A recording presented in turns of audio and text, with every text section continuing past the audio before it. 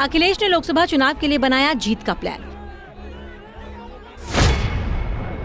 5 मुद्दों को हथियार बनाकर रण में उतरने की तैयारी।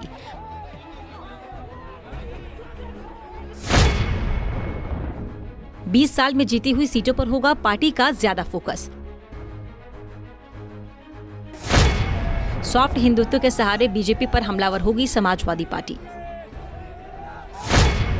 ओबीसी आरक्षण, जाति जनगणना का होगा चुनावी मुद्दा। मैनपुरी फॉर्मूला पर 50 सीटें जीतने की तैयारी में सपा। कांग्रेस से दूरी, छोटे दलों के साथ रहना मजबूरी है या रणनीति।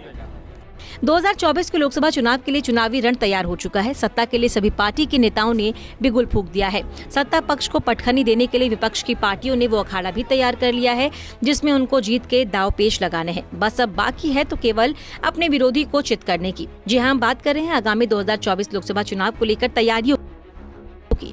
आपको बता दें कि समाजवादी पार्टी के राष्ट्रीय अध्यक्ष अखिलेश यादव ने ओबीसी और सॉफ्ट हिंदुत्व पर फोकस किया। कोलकाता में हुई राष्ट्रीय कार्यकारिणी में सपा ने यूपी की 80 लोकसभा सीट में 50 जीतने का लक्ष्य रखा है। अखिलेश अब कांग्रेस के बिना ही राष्ट्रीय राजनीति में खुद को स्थापित करने की तैयारी में है। कोलकाता से कांग्रेस पर निशाना साधकर इसका संदेश भी करीब करीब दे दिया गया।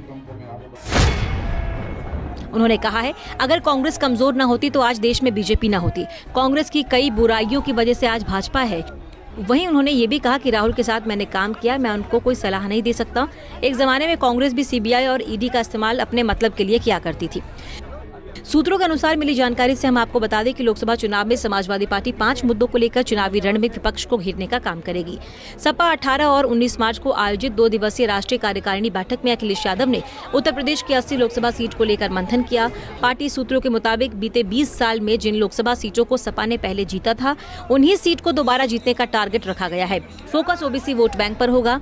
उन सीटों को कैसे मजबूत किया जाए, इस पर मंथन हुआ। अखिलेश यादव कोलकाता में राष्ट्रीय कार्यकारिणी की बैठक के बाद कालीबाड़ी के मंदिर गए, जो ये संकेत था सॉफ्ट हिंदुत्व की तरफ बढ़ते अखिलेश के कदमों का। बीजेपी अखिलेश समेत दूसरे नेताओं को चुनाव के समय ही मंदिर जाने को लेकर घेरती आई है, जबकि तीसरा मुद्दा जातीय जनगणना कराए जाने का होगा, जिसे हम आपको ग्राफिक्स के माध्यम से बताते हैं। यूपी में 52% ओबीसी वोट बैंक है। ओबीसी बसपा से छिटकने के बाद बीजेपी की तरफ ट्रांसफर हुआ। 2017 के चुनाव से पहले कई ओबीसी के बड़े नेता सपा से टूटकर बीजेपी में शामिल हुए। लोकसभा चुनाव में ओबीसी फैक्टर का प्रमाण पत्र उत्तर प्रदेश में सबसे पहले भाजपा ने दिखाया। बीते 2 बार लोकसभा और 2 बार विधानसभा चुनाव परिणाम में ओबीसी वोट बैंक की भूमिका के साथ अखिलेश यादव ये समझ चुके हैं कि non Yadav OBC vote bank को साथ लेकर चलने से ही भाजपा को टक्कर दिया जा सकता है। लगातार जातीय जनगणना कराए जाने और आरक्षण को लेकर अखिलेश यादव भाजपा सरकार पर हमला बोलते हुए देखे जा रहे हैं। मैनपुरी लोकसभा सीट में जिस चुनाव प्रबंधन के साथ सपा ने चुनाव लड़ा, उसी तरीके से सभी जिलों में और लोकसभा में टीम गठन किए जाने का लक्ष्य अप्रैल अंतिम तक निर्धारित किया गया। सपा के पार्टी के सूत्र बताते हैं कि जिले के सभी कार्यकारिणी और समाजवादी पार्टी के सभी विंग अप्रैल के आखिरी तक गठन किए जाने का निर्णय हो चुका है। पार्टी मैनपुरी फॉर्मूला के आधार पर लोकसभा के 50 सीटों पर चुनाव लड़ने की तैयारी में है और संगठन के साथ साथ 2024 की तैयारी पर पूरी तरह से मंथन चल रहा है और हमारा संगठन 2024 के चुनाव के लिए पूरी तरह से मजबूती के लिए संगठन तैयारी पर है। 2024 को लेकर भी कुछ बातचीत हो रही है। 2024 में उत्तर प्रदेश से हम लोग कम से कम 50 सीटें जीतने का हमारा प्लान है और जीतेंगे। अखिलेश लगातार कांग्रेस और बीजेपी सरकार पर हमला बोल रहे हैं। उन्हें कांग्रेस की राह पर बीजेपी सरकार के चलने की बात कह रहे हैं। अखिलेश ने बीजेपी के मजबूत होने की वजह कांग्रेस को बताया। फिलहाल पार्टी के सूत्र बता रहे हैं कि 2024 के लोकसभा चुनाव में कांग्रेस से दूरी ही पार्टी के लिए बेहतर है।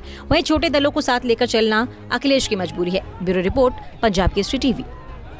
हमसे जुड़े रहने के लिए हमारे YouTube चैनल को सब्सक्राइब करें और नई वीडियो की नोटिफिकेशन के लिए बेल आइकॉन को दबाएं।